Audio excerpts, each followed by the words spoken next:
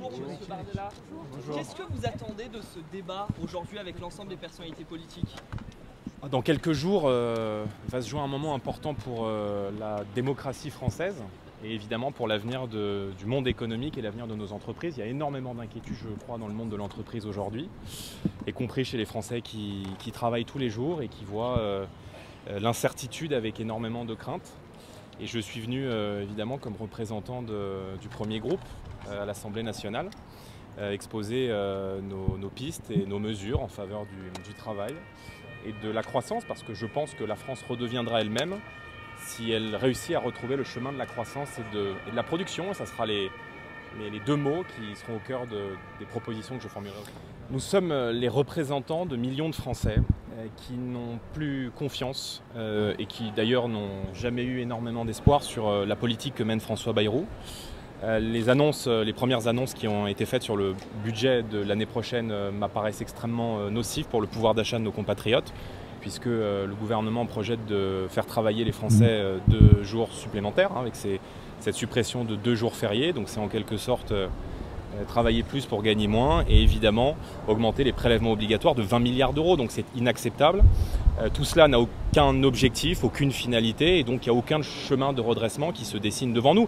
Donc par évidence, nous voterons évidemment contre la confiance et nous le redirons au gouvernement. Nous avons été extrêmement constructifs, je le crois, ces derniers mois. Nous l'avons été en obtenant des choses extrêmement concrètes pour le pouvoir d'achat des Français dans le précédent budget. Or, quand on écrit au Premier ministre et que le Premier ministre, pendant 2 mois, ne prend pas la peine de répondre au premier groupe d'opposition, c'est très certainement qu'il fait soit un refus d'obstacle, soit qu'il a déjà baissé les bras. Mais c'est intéressant parce que je l'ai écouté tout à l'heure faire le procès de l'endettement de la France. La seule chose qui manquait dans son discours, c'est des excuses. Parce que depuis 2017, ils sont au pouvoir, ils ont accru l'endettement de 1 000 milliards d'euros supplémentaires, ce qui est aujourd'hui évidemment un frein à la croissance et à la production. Si nous on était en vacances cet été, il devait faire la sieste alors, parce que nous lui avons envoyé par l'intermédiaire de Marine Le Pen, qui est notre présidente de groupe à l'Assemblée, un courrier à la fin du mois de juillet avec l'intégralité des propositions que nous souhaitions formuler et voir mettre en œuvre dans le budget pour faire des pistes d'économie dans la gabegie et dans les mauvaises dépenses publiques. Le Premier ministre n'a pas répondu. Oui, mais je ne crois pas au Père Noël. Et à moins d'un miracle, rien évidemment ne fera changer d'avis les millions de Français qui aujourd'hui n'ont plus confiance dans cette politique. Il faut un changement de politique aujourd'hui dans le pays. Et moi je l'ai dit, face à l'impasse démocratique dans laquelle nous sommes aujourd'hui et par le besoin de stabilité qu'il y a à la fois dans le pays, à la fois pour la cohésion nationale, mais aussi pour nos chefs d'entreprise, je ne vois aucune autre solution qu'un retour aux urnes, soit par la dissolution de l'Assemblée nationale dès le vote du 8 septembre, soit par la démission du président de la République, ce qui entraînerait évidemment une nouvelle campagne et évidemment de nouvelles élections législatives. Mais avant de demander aux Français de travailler davantage, l'État doit montrer l'exemple. Quand le train de vie de l'État a augmenté de 100 milliards d'euros dans les 3 années qui se sont écoulées, on ne peut pas demander ensuite aux Français qui se serrent la ceinture, qui ont de plus en plus de mal à boucler les fins de mois, on ne peut pas leur dire que c'est de leur faute et qu'il faut travailler davantage. Donc il y a beaucoup d'économies à faire dans la mauvaise dépense publique. Il y a des économies à faire aujourd'hui sur des totems, la contribution de la France au budget de l'Union européenne, le budget de l'immigration qui est en augmentation depuis plusieurs décennies dans notre pays, l'aide au développement qu'on accorde à un certain nombre de pays, le train de vie de l'État, les agences publiques qui sont autant d'impôts supplémentaires que non pour nos entreprises. Tout cela devrait faire l'objet d'un examen avant d'aller demander des efforts aux Français qui travaillent ou encore une fois aux Français qui ont travaillé toute leur vie et qui aimeraient pouvoir profiter de la retraite. Je vois pas c'est un suicide politique. Mais à partir du moment où il fait un refus d'obstacle, il acte qu'il est non seulement impuissant, mais qu'il n'est pas prêt à prendre les décisions courageuses pour rétablir l'équilibre des comptes publics, pour remettre le pays et les entreprises sur le chemin de la croissance et sur le chemin de la production, et pour répondre aujourd'hui aux attentes qui sont énormes dans le pays, tant sur la question du pouvoir d'achat que sur la question de l'insécurité, qui est aussi un frein supplémentaire à l'attractivité touristique du pays. Marine Le Pen a déjà répondu à cette question. D'abord, il existe un chemin juridique et elle fera trancher cette question par le Conseil constitutionnel si dissolution il doit y avoir. Elle a toujours indiqué que son intérêt personnel s'effaçait devant l'intérêt des Français et l'intérêt du pays. Marine Le Pen est une femme de devoir et je peux vous rassurer, elle va continuer à faire de la politique, qu'il y ait dissolution ou qu'il n'y ait pas dissolution, parce que nous comptons sur elle. Non, je pense que ceux qui ont une responsabilité dans la situation du pays aujourd'hui, ce sont ceux qui se partagent le pouvoir depuis 40 ans.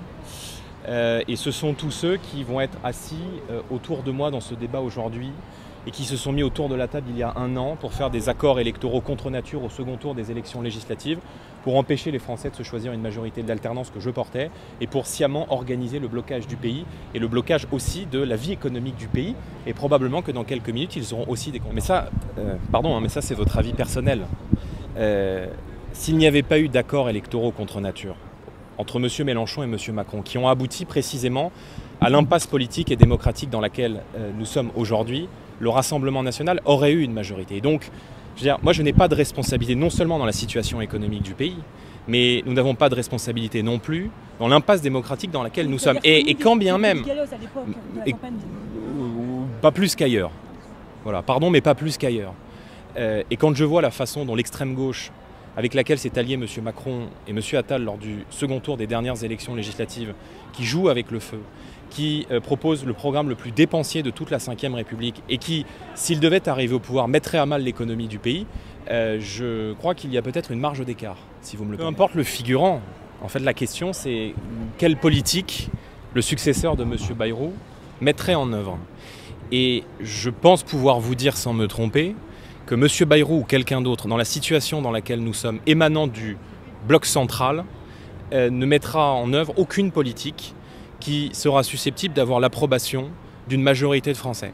Et donc, compte tenu de cette impasse politique, je ne vois aucune autre solution pour retrouver le chemin de la stabilité, et en l'occurrence pour permettre à nos entreprises de retrouver le chemin de la prospérité, que d'en revenir aux urnes, que de se tourner vers les Français, que d'organiser de nouvelles élections, et que d'accepter le résultat des urnes du premier tour comme du second tour, même s'il ne plaît pas à nos opposants politiques. Mais la question, c'est pas de censurer un nom, la question c'est quel projet et quel budget.